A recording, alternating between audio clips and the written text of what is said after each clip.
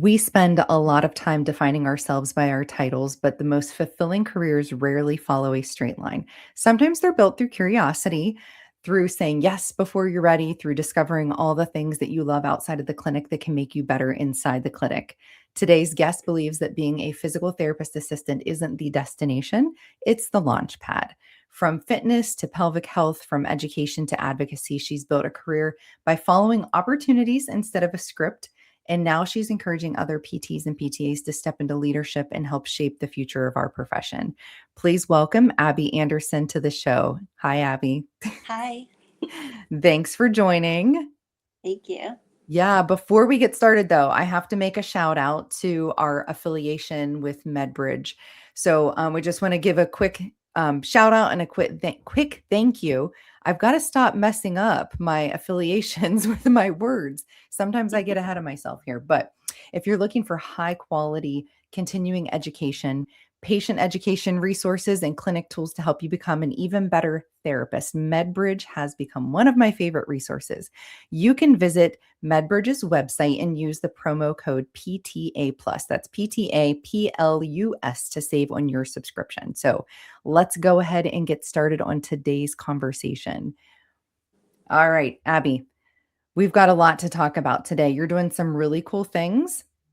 I'm excited to have you on. We've been chatting back and forth on Instagram, and I'm always impressed whenever people say yes. You know, I'll always say like, "Hey, would you be interested in coming on?" And there's a really large amount of people who say yes before they ask me any additional questions. Like, but I'm glad that people do that because it shows me that we have a lot of brave people in our profession. So thank you, I appreciate it. Yeah, I'm excited to be here. Yeah. So you've changed careers more than once. Looking back, thinking about, and you can kind of break down some of these different career changes as you explain this to the audience, but Okay. every step seems to have prepared you for the next one. So when did you realize, and you might want to give a little bit of like a pathway here, how we got to Yeah. where we are today, but like, when did you realize these detours were actually building your career? All of these different steps and different changes, like it built something for you, right? Yeah. Yeah. Um, I guess I would think it started when, I had two parents that were big into like corporate America. And so you just naturally go in that direction. I started working office work and secretarial work, and realizing very quickly that it didn't suit me. I mean, I was good at it, but I would gravitate towards like outside events. I helped plan some of like the Christmas parties and things like that. I'm like, okay, I need to figure out, um, you know, something that's going to sustain me long term. Like, not that I had burnout, but it just wasn't a fit, right? And I also was trying to plug away at school. I was going to community college at night and only able to take a few classes at a time because I worked 8 to 5. And it quickly made me realize, like, oh, if I ever want to finish, I kind of have to swap this, right? Make my school my job and make what I'm earning like on the nights and weekends. So I switched to waitressing and then got through school a lot quicker that way. So that was the first thing I would probably say that really made a difference. And then having a support system, obviously, my family. And then I was taking a course, and one of the things they talked about was look at the true talents that you have from ever since you were a kid. And I started listing them in the class, and I was a diver and a cheerleader, and I danced ballet, and I was like, I'm doing all these active things. I loved school too, but I just thought, well, maybe I should give this a shot. What do I have to lose? And at the time, I was working out a lot. I was really big into fitness. And so I thought, well, maybe I'll try teaching yoga. And then I started figuring out how to do that, right? And my first yoga class, I went and talked to the instructor, and she gave me a lot of information. And then I went and took my first yoga certification. And then it kind of blew up from there. Then I started looking at some of the courses, to do kinesiology. I thought I was going to go into fitness, um, which ended up happening, long story short. But yeah, so that was probably a big change for me, thinking, oh, I can actually do this and make money, um, and be successful. I thought it at the time it was just a hobby or something fun to do till I figured out my real job. But it ended up becoming a long time job for almost 20 years. So Wow. Yeah, I was gonna ask you, like, which came first, the chicken or the egg? Like, was PTA first, or was, your background in Pilates and all of that first? But it sounds yeah, like PTA kind of came after. Like, it yeah, sounds like that kinesiology was kind of like a gateway for you to be like, "Oh, there's hmm, other ways that I can get paid for movement," right? right. Yeah, so kind of broke into that. So, like, was there anything in that pathway to you that ever felt risky? Because, like, it Oh, sounds like you were figuring this out, like, as you hmm, went, and I yep. was very similar. Like, I think I drove my parents half crazy because they were like, "You gotta pick something, you gotta figure something Mhm, out, you gotta have a degree," like, all of these yeah, things, and my path wasn't linear, and right. I think that especially through, doing this podcast and being involved in the association, I'm realizing that PTA careers aren't typically linear. Like, Mhm. we kind of make our own thing as we go, it's not always perfect. Yes, I agree. My biggest fear at the time was, I had finished college. I was still waitressing because that was kind of my main, income. And the gym that I was at a 24-hour fitness, was saying, like, you should do our personal training program. And so I started taking the classes for that. They started giving me people to train, and I needed to quit my waitressing job and to make that leap. Like, initially, I was hardly making any money, but the only way to do it is to give yourself more time, right, to see people.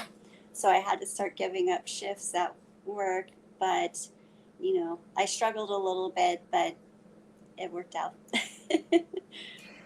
Yeah, looking back, like, can you say that there's things that, like, unexpectedly that being a waitress taught you about what you're doing now as Oh, a yeah. PTA? Like, Yeah. or Sure. even You your have to be a background in fitness, conversationalist. right? Definitely, yes. And then same with personal training. Like, you have to learn and understand what the person is looking for, what they're trying to accomplish, their goals, their setbacks, their motivation. Yeah, all of that. Do you think that we put too much undue pressure on ourselves to have it figured out? Yes. Mhm. Why do we do that?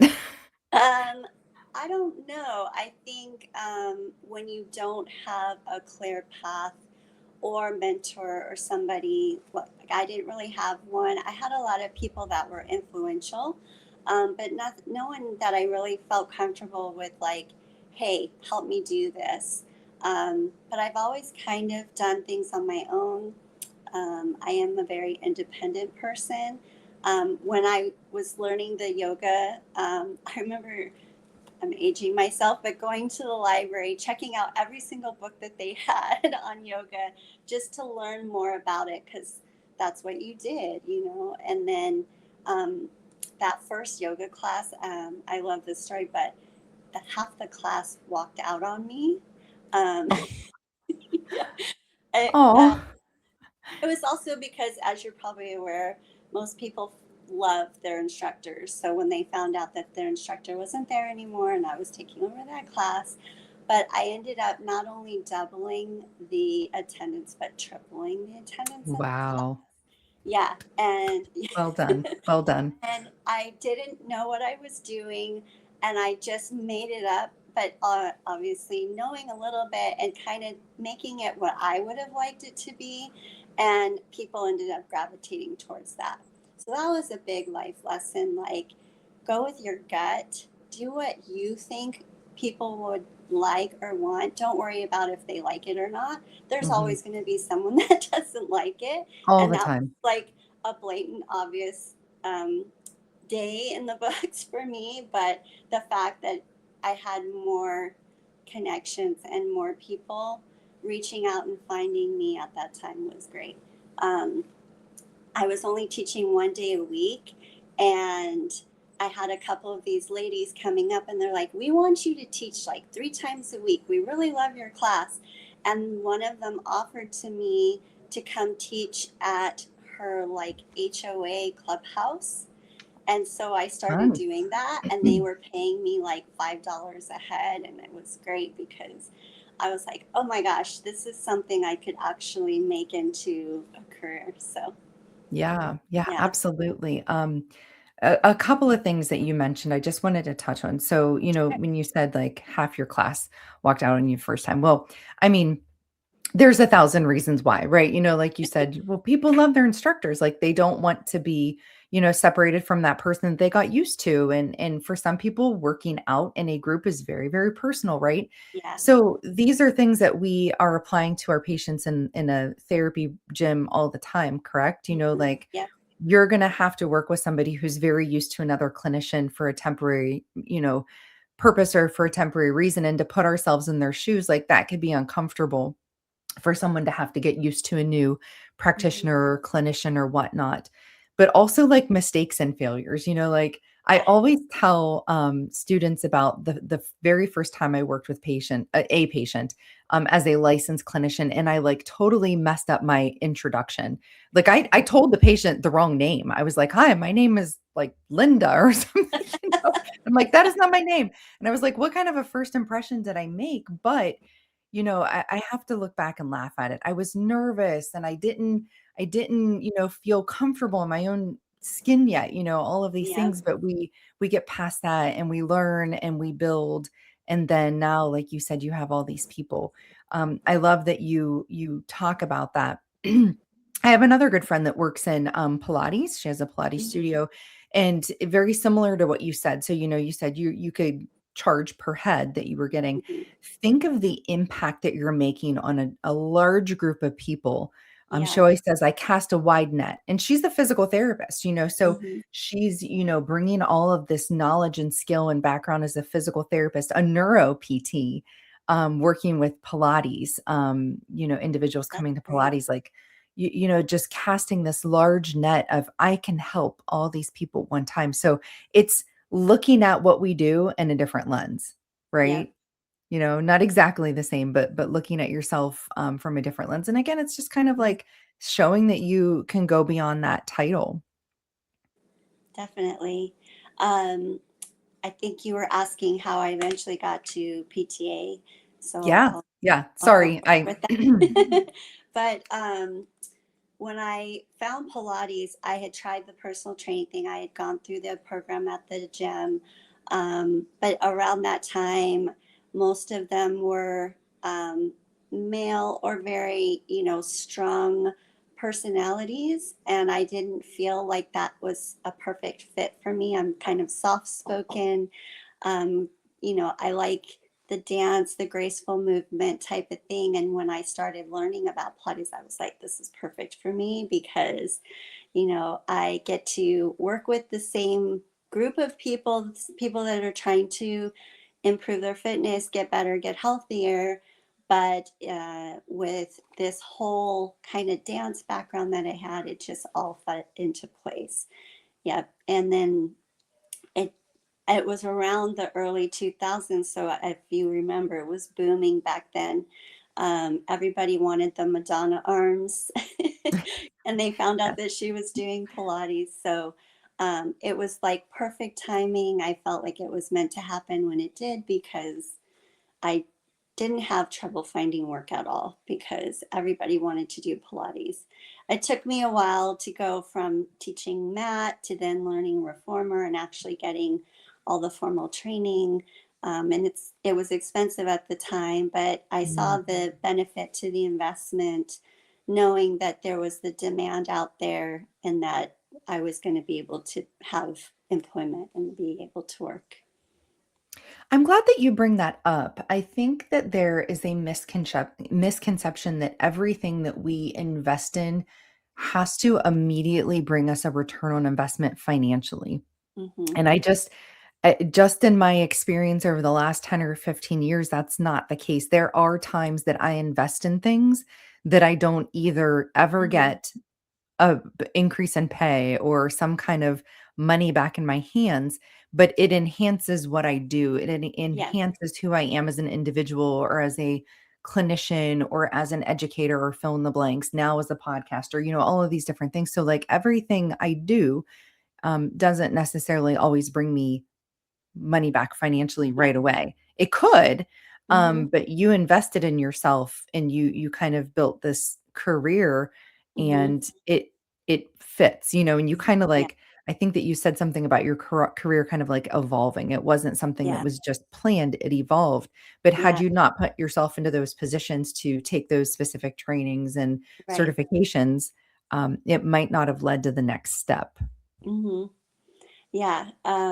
I also remember having to convince my parents at the time that this was something that I could do, not a regular paycheck, or even each paycheck would, be more or less. It wasn't a set amount. I didn't have benefits. I had to get my own benefits. I had to do all of that. Forming, basically my own business. I didn't have like an LLC, but I had checks coming in from like 8 different Oh, places, and wow. right, like trying to show my mom like this is something that I can do and I can be good at and I can make money at. But yeah, I used to joke because I would carry the studio keys all on one keychain, and I think I had at one time like 8 studio keys Oh my because goodness. I was helping a friend open a Pilates studio. So I was doing like back end work and doing, office type stuff, just helping her get set up and greeting people. The goal was to eventually work there, but she was the only one working there, things like that. Like you just find ways to fit and make things work. So yeah, definitely. Yeah, and it built lots of different skills for you, right? Like Hmm. I think about the way that I built my resume was kind of accidental, very similar to like what you said. There were times where I volunteered in our nursery at our church because at the time the church was quite large. And so I was managing different volunteers, I was managing different shifts, I was managing different ages of children, coming in and out of that nursery. And to someone else, they might be like, oh, wow, you babysat kids for an hour or two. Well, no, it was like there were multiple hours during the week that I spent organizing and managing all of these different people. Yeah. And that built a skill, an organizational skill, and a leadership skill that I Hmm. needed in order to take the next step in my career. Same Definitely. thing, I did coaching for cheerleading, and that built a lot of skills Yeah. coaching, young I don't know about yeah. adolescent individuals. That was interesting. So Yeah. it And it's all so, those things that you don't think, none of this had anything to do with PT. hmm, yeah. And then always in the back of my mind, I had an interest, or other people would talk to me like that. Oh, I did Pilates with my physical therapist, and that's what helped get me better. And in the back of my mind, I always thought there was something there. I wanted to follow that goal or interest that I had, but I didn't know if it was ever going to work out, just because the cost seems so looming, so high. Um, but then I just lost my train of thought. Sorry. That's Oh, okay. yeah, it I happens. do it all the time. um, the roundabout way, learning that people get injured, especially when you're a fitness instructor. That's one less person in your class, at least for a good amount of time. You're thinking, or if you're personal training, where's that next person going to fill that spot, kind of thing, was where my mindset was, right? But also in the back of my mind, thinking like, there's this whole other half of what I thought of as fitness that I don't know about, right? Like, I know how to take a fairly normal, healthy individual and improve their fitness. But how do you get someone who's below that level back to normalcy. So that was always something, like I was going to fitness conventions and I was just eating up and absorbing all the classes that had any kind of like rehab component, Right. just because I couldn't afford to go back to school at the time. But Mhm. it did help really build my skills that I had at the time, just thinking or knowing that maybe one day it would be possible. So when it finally happened, it was kind of like a shed the tear movement, like I'm actually Yeah. getting into the career that I dreamt about in a way, making it work. PTA versus PT worked better for me, just because at the time of my life that I chose to get into PTA school, I'm not that interested in making a full career out of it. It's something that, like you Mhm. said, just adds to my whole base of knowledge, and I use it every day for Pilates. I use it every day with patients. So yeah, Yeah, and you said, like, your job is only one part of who you are, so, like, how does, well, okay, before we get there, yeah, who is Abby Anderson right now? Like, if you had to describe your week to somebody, what does it look like? Because you have all these different components floating around. So before we get to that question, let's solidify sure. who is it that you are today? Who am I today? I'm a wife. I'm also an auntie. And we'll talk about that. We tried to have kids, but it didn't work out. But we love our nieces, and we're just thrilled any moment we have time to spend with them. I'm a daughter. My family on my mother's side and my dad's side. I started a cousin call that I do once a month with all the cousins across the country, Oh, which is that's really fun. fun because we're so spread out. Um, you know, uh, those things define me. I love crafting, making jewelry.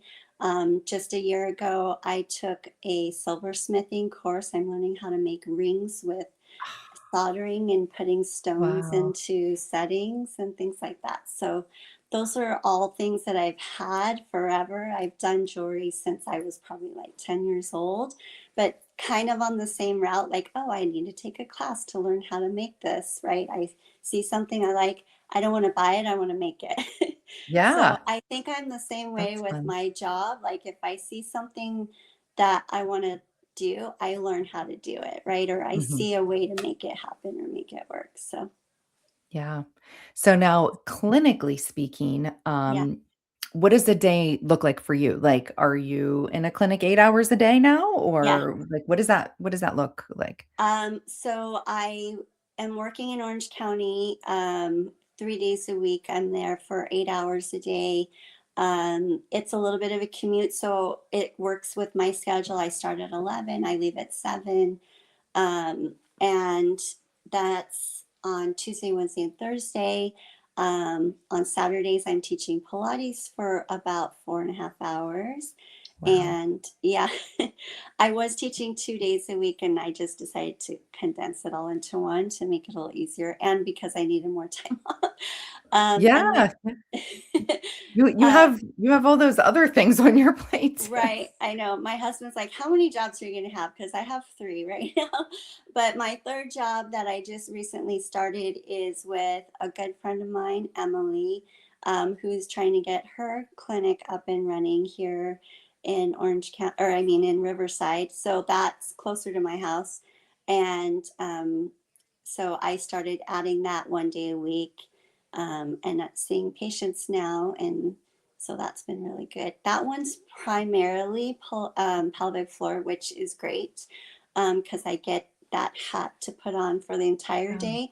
Versus the Mhm. Orange County one is a pelvic and ortho combo, which I Okay. still love that because it keeps my ortho skills fresh, Yeah. and I get to see both types of patients. There's a lot of crossover, as you can probably imagine. An ortho patient might have a pelvic component, and we'll switch them over. And then the opposite way too. Yeah, so you kind of have gotten to the point where you have a little bit of all these different components that you love, that you feel passionate about. So you've kind of built it so you have the opportunity to touch base on all of these different things during the Yeah. week, right? Like, so you Yeah. kind of have like the perfect week set up. Pretty much right now. Yeah. My husband says I work too much, but I said, well, I'm only working when you're working. So it's not like Yeah. he's missing me really. So how do the things like Pilates and your background with, yoga and Pilates, personal training, how do you think that that changes the way that you communicate and work with movement with your patients in a clinical setting? Because, the typical PTA and outpatient orthopedics is not going to have all of those Right. background skills. Right. It does come in handy. And even when I'm like a clinical instructor, I try to teach that. Like, don't always look at what you think could be the solution, try to just get them moving, get them doing something that you are familiar with. And then sometimes things will pop up, or when you're making corrections, you realize, these are the same corrections I use in Pilates, but now I'm using them more clinically. I'm getting a better understanding of why this person moves this way because I have, more of an ortho background. I know what to look for. I might have seen those prior to this point, as a Pilates instructor. I just didn't know what I was seeing. For example, people were coming in and telling me, hey, my leaking is resolved. I don't have incontinence anymore. And I was like, well, why is that happening? That made my Mm-hmm. brain want to figure that out. And that's why when I became a PT, I was like, the first thing I need to figure out is why is that being fixed with Well, yeah, what Pilates? have I done? I mean, it's good, but like, Right. how did I get from point A to point B, right? Exactly. Yeah, Yeah. that's So that's I pretty think incredible. it it does play a part into the pelvic component that I do every day because I get them on the floor, I get them moving, and I'm showing them different Pilates exercises. And then engaging their core and doing the things that they're lacking is what helps them get better. So, Yeah. Yeah, and I think there's still a lot of intimidation around pelvic health. I mean, I think we're getting closer.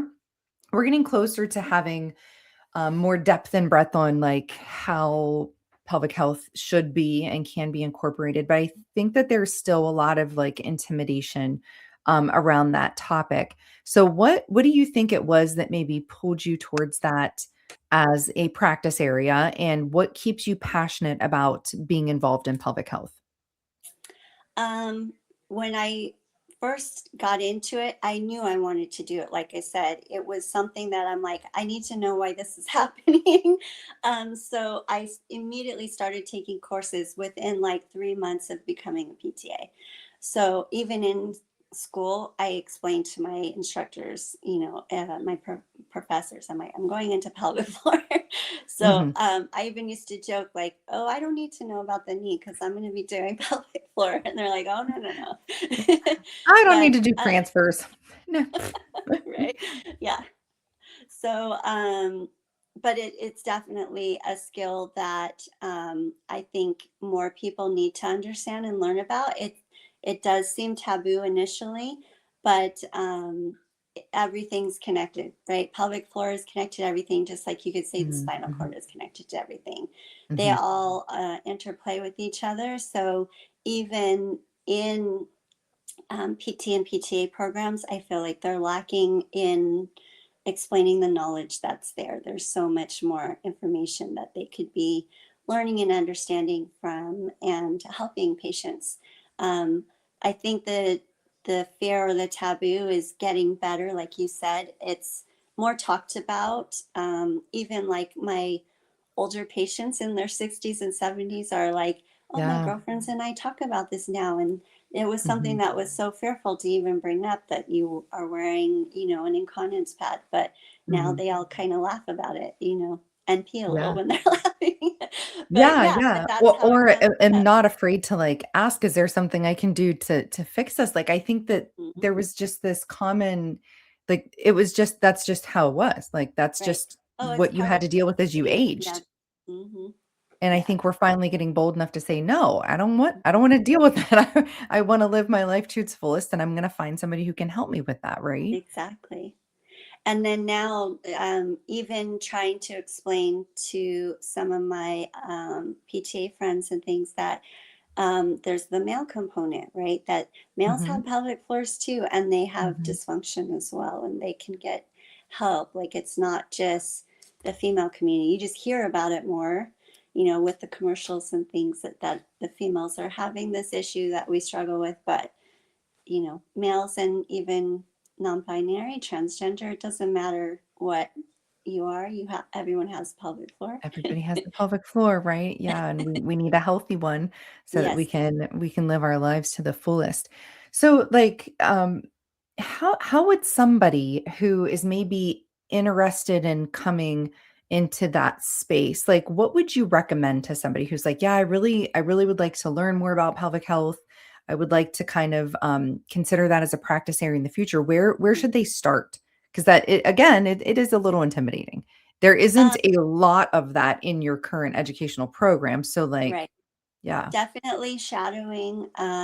We had people that were interested, students coming into the first clinic that I worked in. We had them shadow us.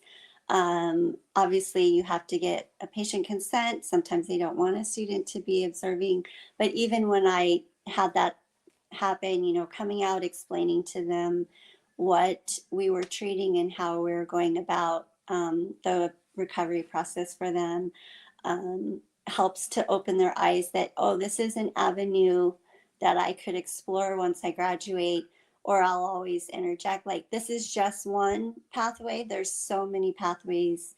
Once you get into the field, you don't have to box yourself in. Like, there's neuro and peds and everything. And that's one of the things I do love about this profession is you can always transition, or even over a lifespan go from one thing to the next. Maybe you become a new mom and you decide you want to do pediatrics and follow that whole milestone and learning curve of babies and children growing, right? So, and then you get pregnant again, and then maybe you want to explore pelvic floor or something like that. So I feel like it's constantly evolving, it's constantly changing, and that just makes us better clinicians because we have more opportunities and we have more availability to get more knowledge and make ourselves better.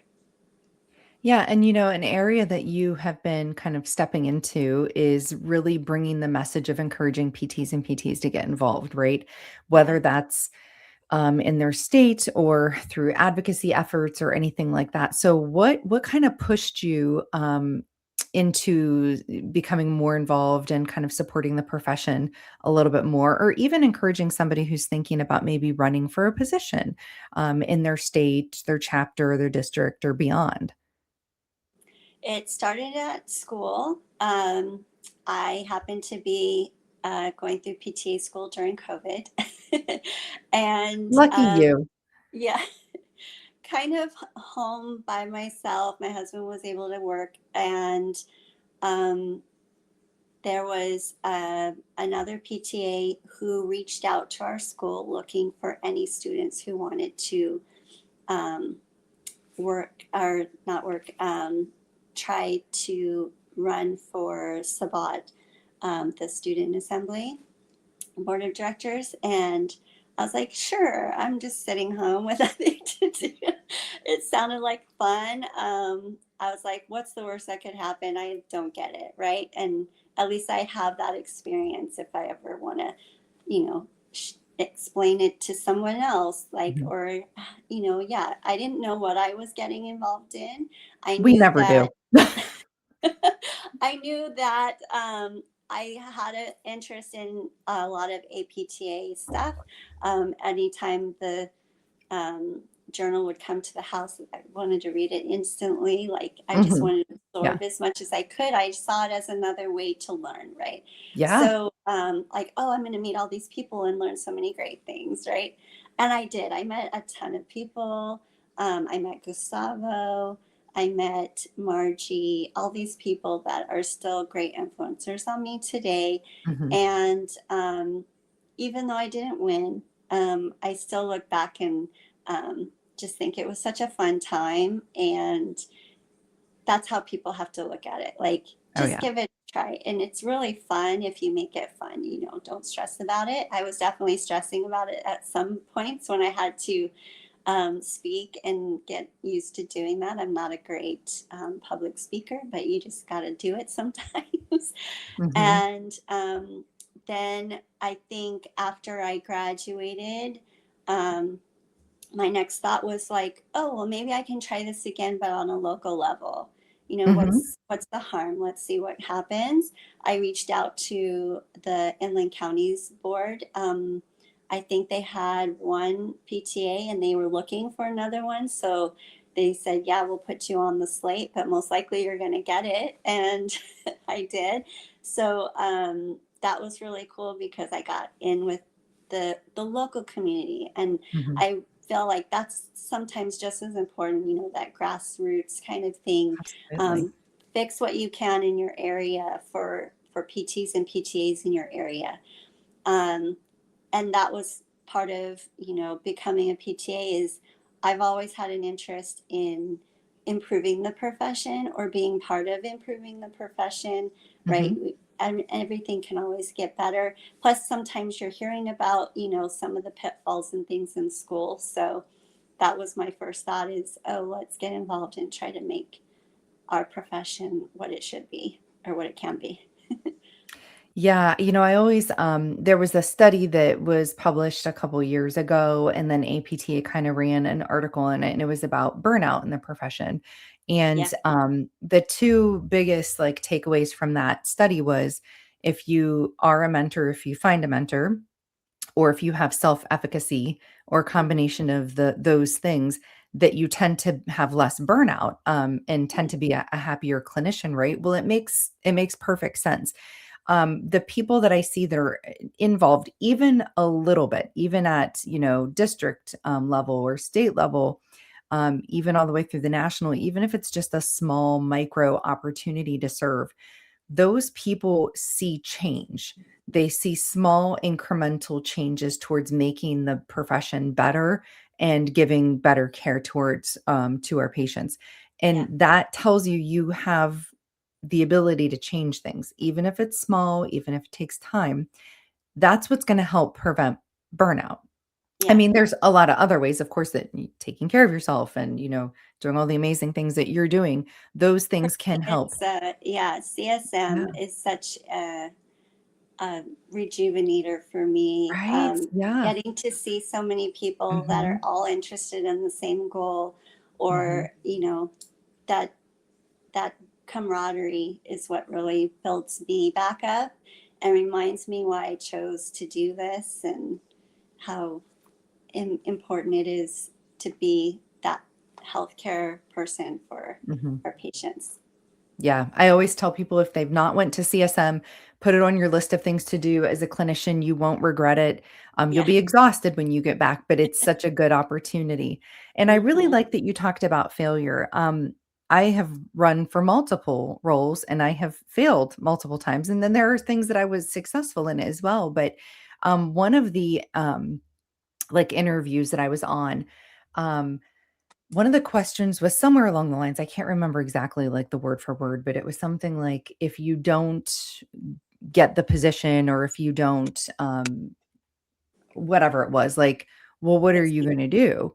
And Yeah. to me, I was like, well, that's such an easy thing for me to answer. Like, I'm going to grow where I've been planted. Like, Yeah. there's is it great to have these opportunities? Yes, Hmm. but are there other ways that I can build pathways and still be connected to the profession and PTAs and my patients and all these things? Oh, there's a million ways to grow. Yeah.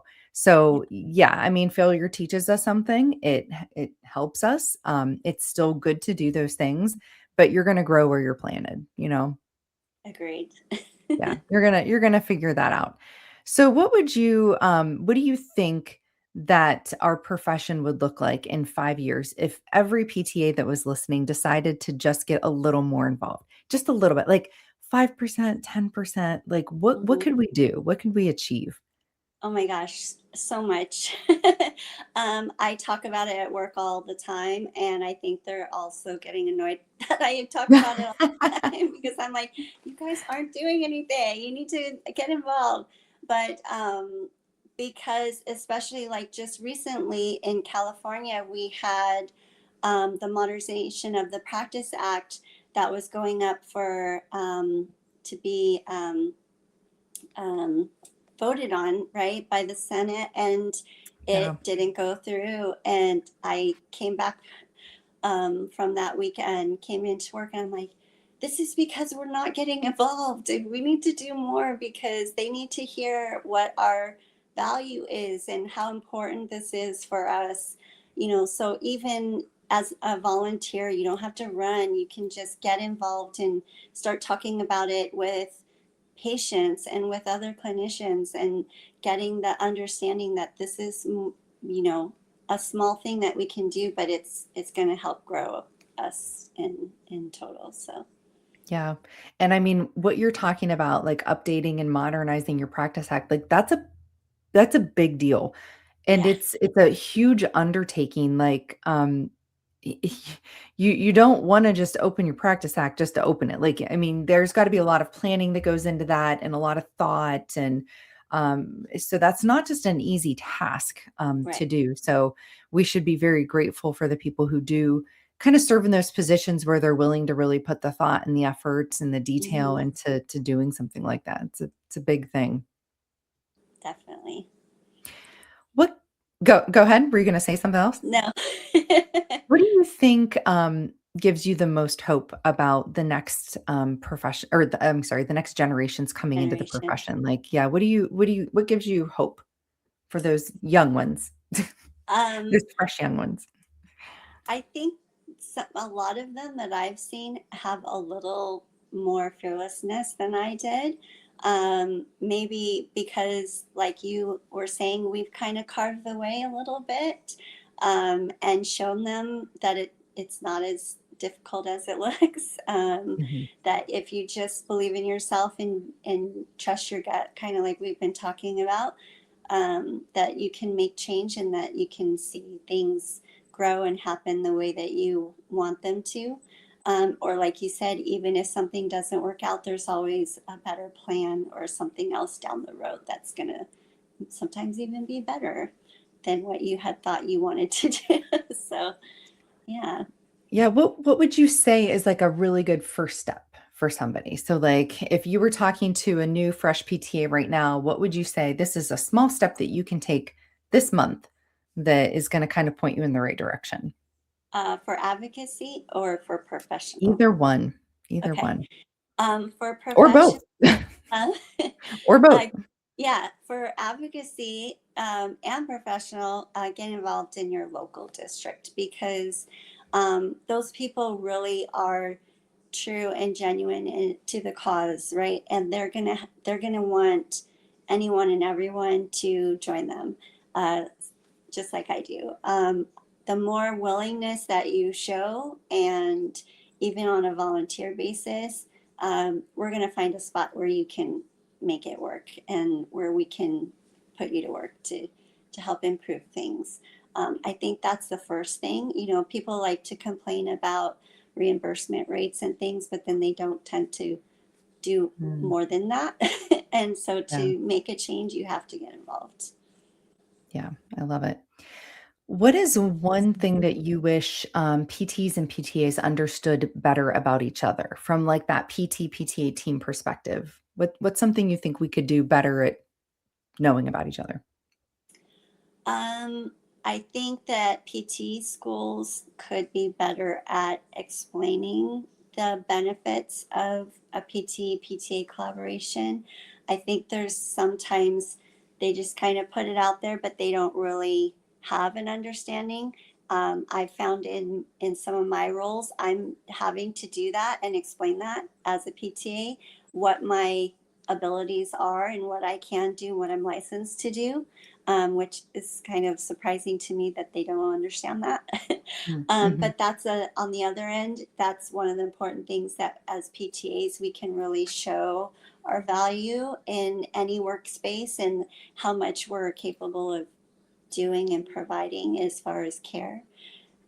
As far as like team collaboration, really helping the patient to understand that we're not less than, I mean, yes, there's more schooling, but we're just as qualified and sometimes even more qualified. If someone's taking a Pilates class, they're going to provide that patient some one-on-one time with me because I'm going to better understand what they're trying to achieve, how they're going to be able to get back to going back to their classes, right? So that just makes me a more valuable team player in the world of what I do. So, Yeah. Where do you see that PTAs currently have the greatest opportunity to start leading, in your opinion?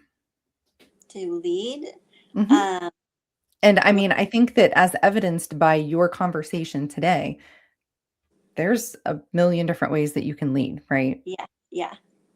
Just figure out what you want to do and go there, right? Do you want to start small local? Do you want to start within your community? Do you want to start within your hospital or your professional level? There's many ways you can grow there. Or do you want to go on the national level? I mean, I feel like it's open ended. You can pretty much start wherever you want to start. You just got to decide where that is or pick one. Like you said, like we were talking, if it doesn't work out, I kind of started at the top with Sabat and worked my way down to local, but maybe go the other way. Yeah.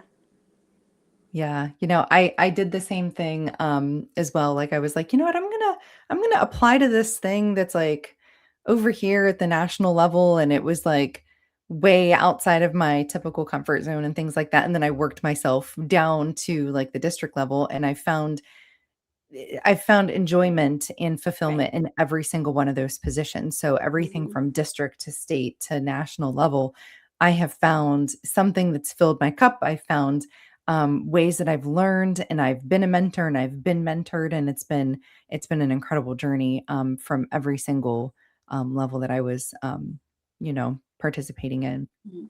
I just remember too, there's the academies. I mean, if Mhm. you're not interested in like state or local level, you can go that route as well. I think definitely there should be more PTAs doing that. I don't think there's enough.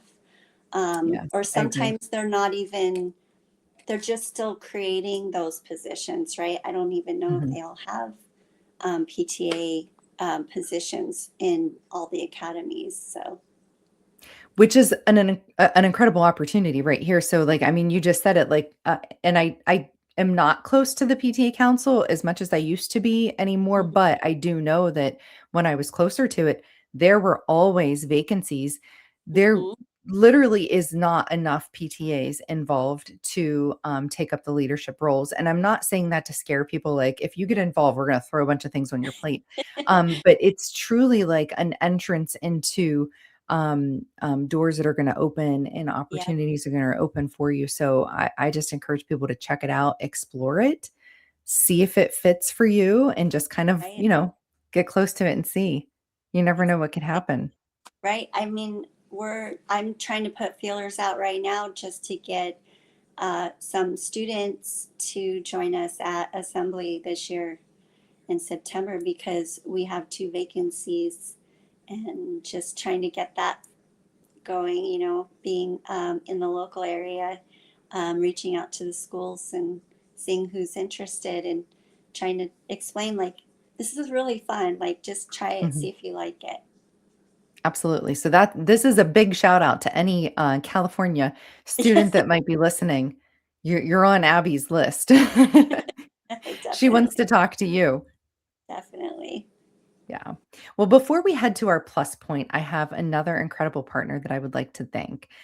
So if you are looking for an EMR that is built for rehab where it's headed, not where rehab has been, look at Spry. Spry combines modern practice management with AI powered documentation, helping clinics streamline notes, improve productivity, reduce administrative burnout. And that's a big thing right now, administrative burnout. That's a key word there, and create better experiences for both clinicians and patients. You can learn more through the partner page that I have connected in our show notes. It's also linked in my Instagram bio as well if you would like to learn more about Spry. So we're very thankful for Spry for their support of the show. And so, Abby, plus point. We end every episode with a plus point, at least every traditional episode that I have. So imagine there's a PTA who's listening, who's wondering if they're ever going to find like that niche thing, that thing that's going to give them the most, impact. What would you say? What's the message that you would give them, that you hope that they would carry with them after this conversation? It's your chance to kind of start a fire. Well, just last week, the Academy of Pelvic Health just came out with their report of where pelvic health is going. So I'm going to use this as my soapbox that we need more PTAs in pelvic health. That they were talking about how the demand is higher than what clinicians can meet currently. Wow. There's up to 30 and 60-day wait times just to get in, just because it's growing so crazy out of control right now, which is great, that we're there and we're available to meet the demand. But the first thing that I was really happy that the report mentioned, the first thing they mentioned that would help to meet this demand is providing more PTAs in the practice, because we're going to step in, we're going to take over, allow those clinicians to open up their schedules so they can see more people, see more evaluations. And I see it as just getting bigger and better. And don't be scared to try something. And even if it's not where you end up landing, it can lead to something else, just like we were saying. So especially for students, I think it helps make you a more well-rounded clinician, learning about a part of the body that's not always discussed, but that's a big component to everything that we do. So There's really a common thread through the entire conversation that we've had today, and that's that your career doesn't have to fit some kind of job description, right? You can be very creative in how that looks for you and how it fits your life. You just have to kind of be willing to take a step into that gray area and see, where that leads you. So your PT license, it's an invitation. It's not a yeah, limitation. What you build from there is entirely up to you, right? yeah. All Yeah, right. I really love that I've been able to come on here and get Yeah. to talk about something that I do that brings me so much joy. And I'm hoping that is the other big proponent that people get from this podcast Mhm. is, there's so many great things to this profession that sometimes gets overlooked because of the cost or because of payments and things like that. But it really is a valuable thing that you can learn and be a part of. It absolutely is. I say that all the time. There's still value in physical therapy for our patients, for students who are coming into the profession. There's still a lot of value here. You just have to be creative with how you do it and make it work for you. Anything you can do to kind of build on that. So it's still worth it, in my opinion. Thank you. Yes. Abby, thank you so much for coming on today. You're a wealth of knowledge, so many things. Is there a way that people can find you, follow you, or reach out to you? Sure. I'm on Instagram, all about abs, ABBS. So it's a play on words because I used to teach so much Pilates. And yeah, and then that's probably the easiest one is all about abs at Gmail is kind of my personal account. And then you can reach out to me on any of the um, California Physical Therapy Association websites, both the state and the local level. Awesome. Thank you, Abby. I appreciate the Thank you. conversation. Sure.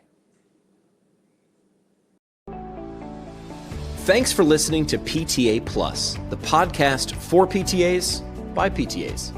Subscribe, follow us on social, and share the show. Elevate yourself. This show is for educational purposes only. No clinical decision-making should be made from its content. See you next time.